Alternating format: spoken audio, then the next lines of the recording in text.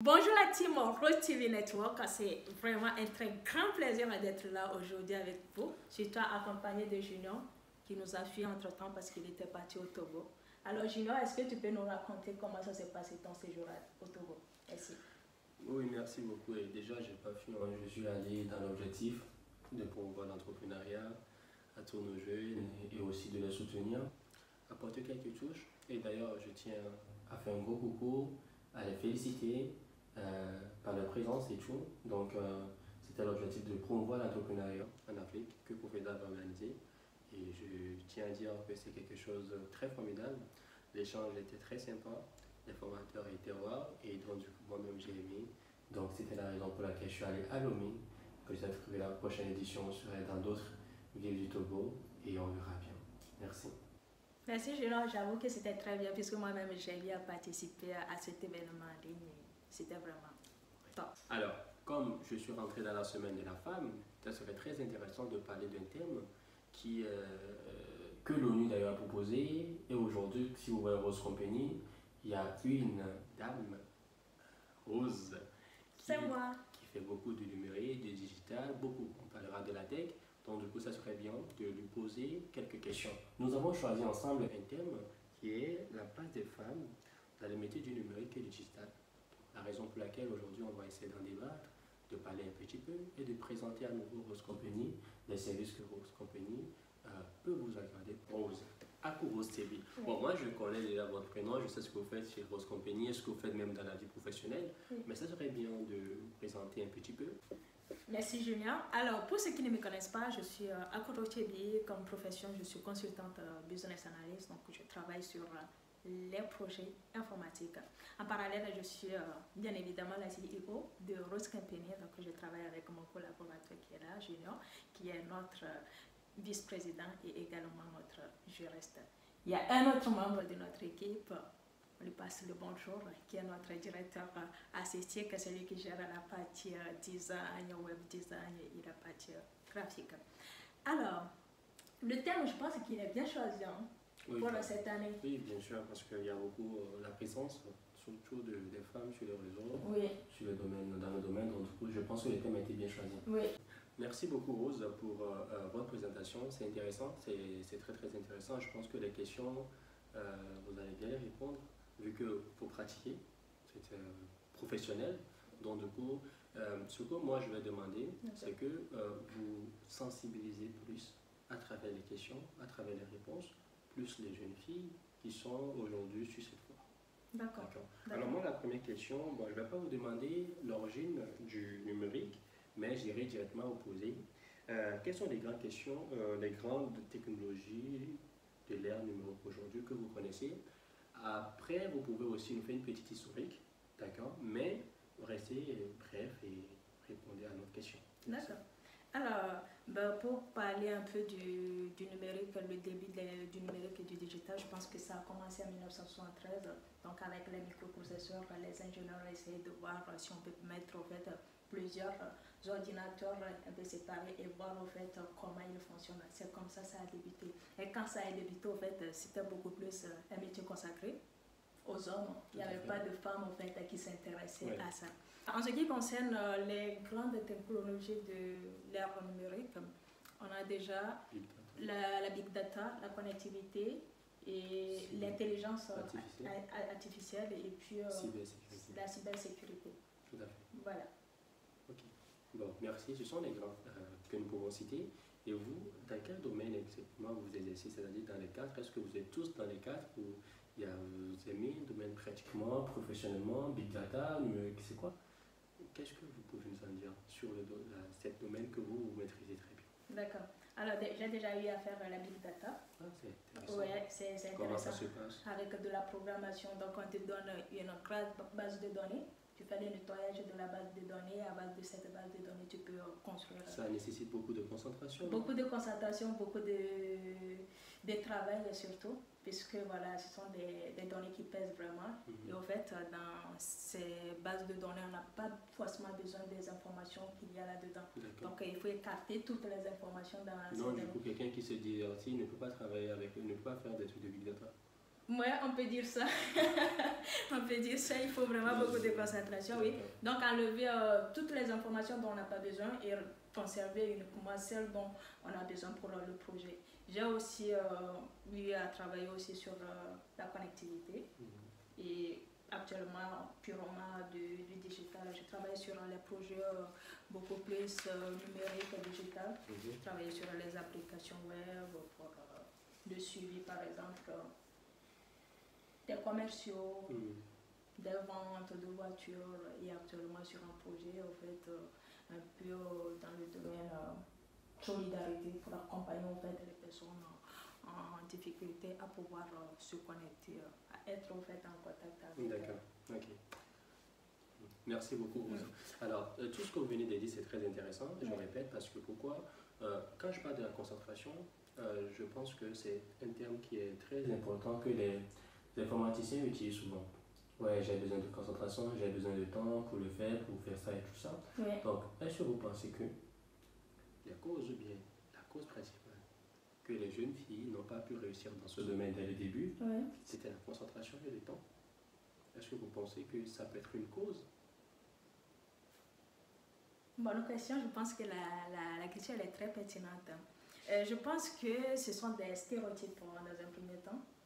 Moi je pense qu'en tant que femme, si tu veux vraiment exceller dans un domaine, c'est à toi de mettre tout le paquet.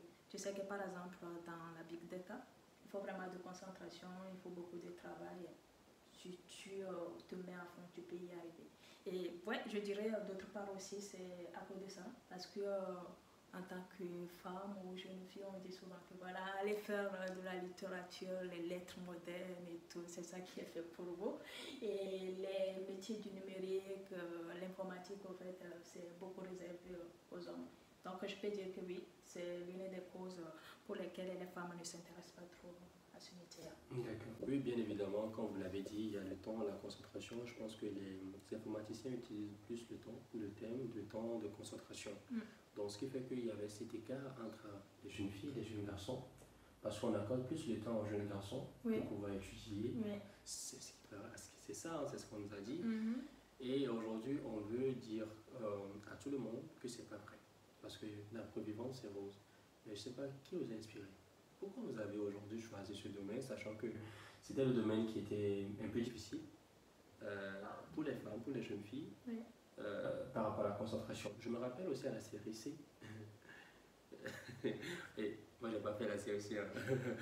mais il y a plus d'hommes dans les séries scientifiques, bon, pas scientifiques, mais dans la série C, où c'était numérique, mathématiques, tout ça, que des jeunes filles. Donc, ce qui veut dire que après, moi je ne sais pas exactement comment tu as fait et qu'aujourd'hui tu es à l'aise dans ce domaine. Tu peux nous dire qui t'a vraiment inspiré ou c'est quoi ce choix? Merci pour la question. Alors pour la petite histoire, moi j'ai fait la série D, une série scientifique, donc il y a beaucoup plus de biologie, d'SVT. Donc j'étais destinée à devenir docteur, à remplacer ma mère. Mais ça ne s'est pas passé voilà, comme mes parents le voulaient. Après mon bac, voilà, j'ai eu à passer des concours et tout. Mais après, je suis partie à la FACEC qui n'a rien à voir avec l'informatique. Hein. C'est beaucoup plus l'économie, la macro, la micro, des théories économiques. Mais quand j'étais dans le domaine, je m'intéressais beaucoup plus à l'informatique. J'allais aussi je voulais savoir comment ça marche, les applications. En plus, en économie, on faisait des statistiques. Donc, on nous parlait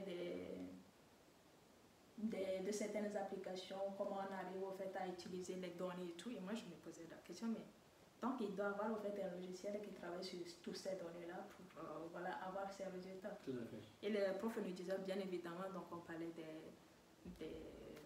des logiciels que je ne me rappelle pas. Donc après, je dis, ça serait intéressant en fait que j'apprenne à manipuler en fait, ces outils-là.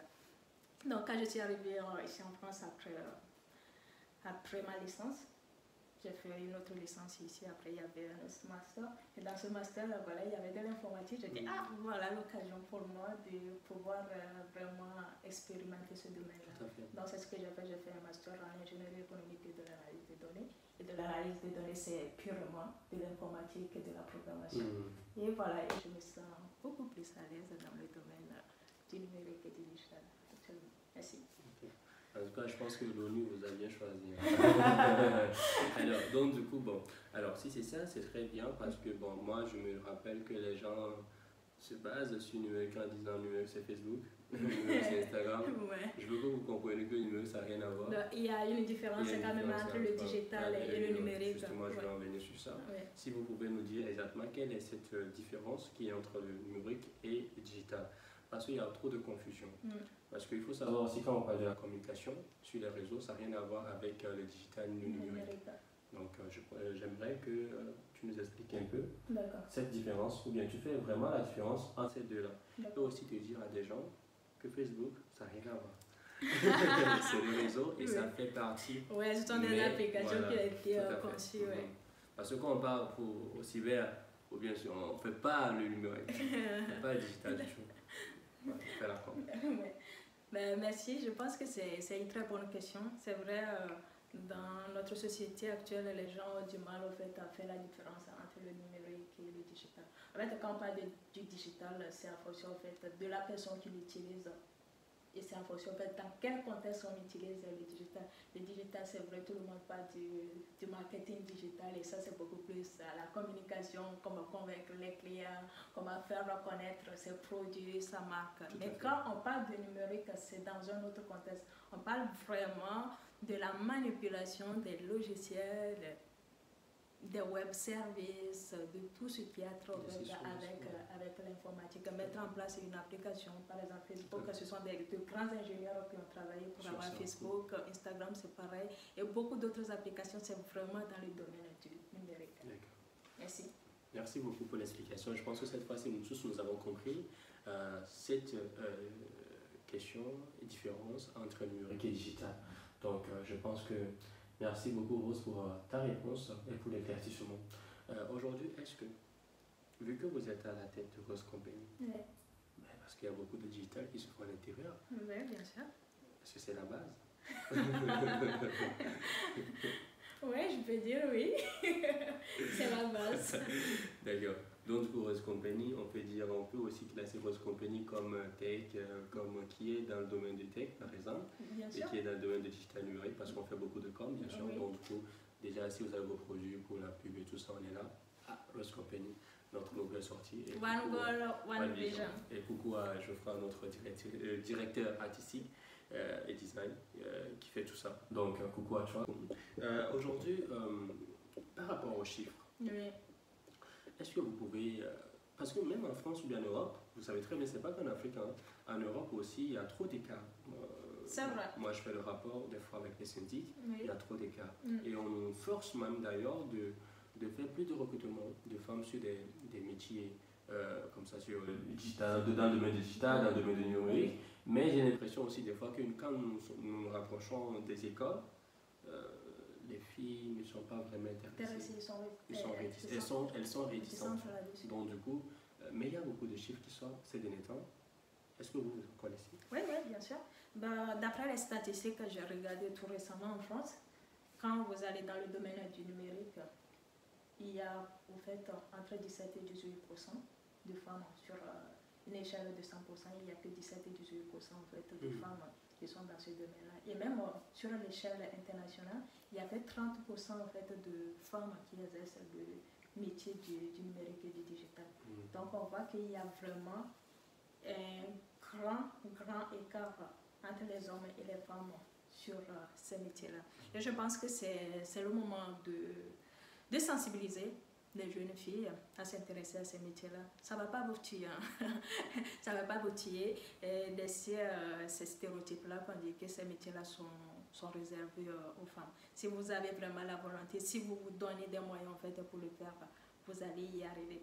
Raison pour laquelle Rose Company aussi s'est engagée pour ce mois de mars de former les jeunes filles sur les sujets du digital et du numérique. Donc, on a déjà commencé à travers cette vidéo. N'hésitez pas à la partager avec vos proches, surtout les filles, à s'intéresser à ces métiers-là.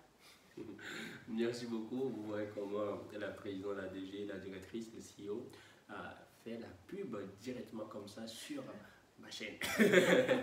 Alors donc du coup, en tout cas c'est intéressant, c'est bravo à toi Rose et pour les explications que tu viens de donner. Je pense que nous nous dirigeons vers la fin. Tout ce que nous voulons dire aux parents, c'est de laisser bien évidemment les jeunes filles à s'intéresser au domaine, dans le domaine digital et numérique, parce que peu importe ce que nous allons dire, c'est l'avenir. C'est l'avenir et tout le monde peut le faire. On a tous une tête et on peut tous réfléchir, mais on a besoin de deux choses, la concentration et le temps. Merci beaucoup. Et si Rose a encore quelque chose à nous dire, je lui laisserai la parole. Merci Junior pour l'invitation et ça fait vraiment un très grand plaisir de décortiquer. C'est mon retour. Ouais, c'est mon retour. De décortiquer, merci de décortiquer ce sujet-là avec toi. Donc, merci à vous qui avez regardé cette vidéo du début jusqu'à la fin. Merci pour le soutien que vous nous apportez sur cette chaîne. Oscar Pene, One Gold, One Vision. À très bientôt. Bye bye.